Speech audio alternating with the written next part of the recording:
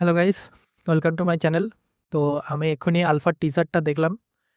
বলতে গেলে এটা একটু অনেকটাই ভালো টিজার হয়েছে এবং আগের সিনেমাগুলোর থেকে এক্সপেক্ট করা যাচ্ছে যে সিনেমাটা হয়তো একটু ভালো হতে পারে। পজিটিভ দিকে যদি চলে আসি আমি এই টিজারটার, দেখুন ফার্স্টলি প্রমিসিং ক্যারেক্টার দিয়েছে আলিয়াকে। ও তো সবসময় ভালো ক্যারেক্টার প্লে করেও থাকে এবং এটা খুব ভালো। আর ববি দেওয়াল হচ্ছে মনে হয় ওর ফাদার, মানে সেই ওয়ার 2 এর লাস্টে যেরকম দেখিয়েছিল যে ববি দেওয়াল একটা গ্যাং তৈরি করছে যেখানে সবাইকে ও একে একে এন্ট্রি দেবে। তো আলফা মানে হচ্ছে যে নেত্রী, এবং ববি দেওয়াল সেরকম নেত্রীদেরই ট্রেনিং দিচ্ছে আর কি। আর দেখতে গেলে কালার কম্বাইনও সব ঠিকই আছে। তো এবং ব্যাপারটা হচ্ছে যে আগেকার আল ইয়াসরাজের যে পুরোনো যে সিনেমাগুলো আছে সেগুলো দেখতে গেলে শুটিং হতো রিয়েল লোকেশনে, কিন্তু এখনকার দিনে ওরা বেশিরভাগটাই এআই এর উপর ভরসা করে ফেলেছে, যে কারণে ভিএফএক্স তো ওরা বারবারই ঝুলিয়ে ফেলেছে। যেমন যদি আমি পাঠানের কথা বলি বা যদি ফাইটারের কথা বলি, সব জায়গাতেই মোটামুটি ভিএফএক্সই ছিল এবং সেটা পর্দায় যখন দেখা যায় তখন সেইভাবেই ফুটে আসে।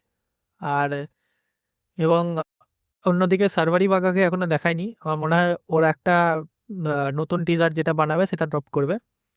আর হয়তো এটাই স্পাই ইউনিভার্সের শেষ সিনেমা যেটা আমরা পেতে চলেছি। তবে হ্যাঁ, মোটামুটি টিজারটা যদি বলি সব দিক দিয়ে ঠিকঠাক আছে। আর এটা দেখে খুব ভালো লাগছে যে এবার এরা নতুনত্ব কিছু করার চেষ্টা করছে। জানি না এখন পুরো ট্রেলারে আসলে কি হবে, টিজার দেখে তো তাই মনে হচ্ছে। এবং আলিয়া খুব ভালো পার্ট করবে মনে হচ্ছে। যেভাবে ট্রেনিং নিচ্ছে, যেভাবে ববি দেওয়ালের সঙ্গে ওর ক্যারেক্টারটা ডেভেলপ হচ্ছে টাইম টু টাইম।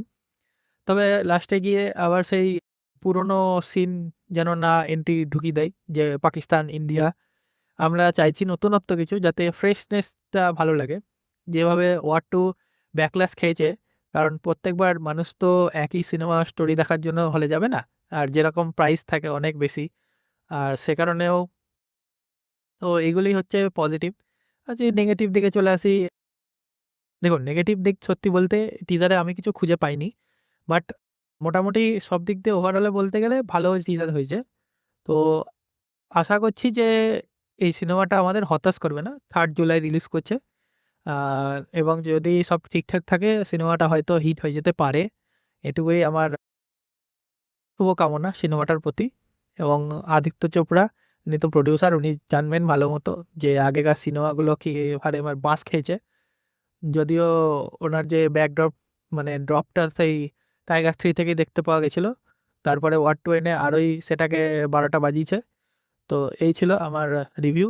তো ভালো লাগলে লাইক, শেয়ার, সাবস্ক্রাইব করে দিও। টাটা।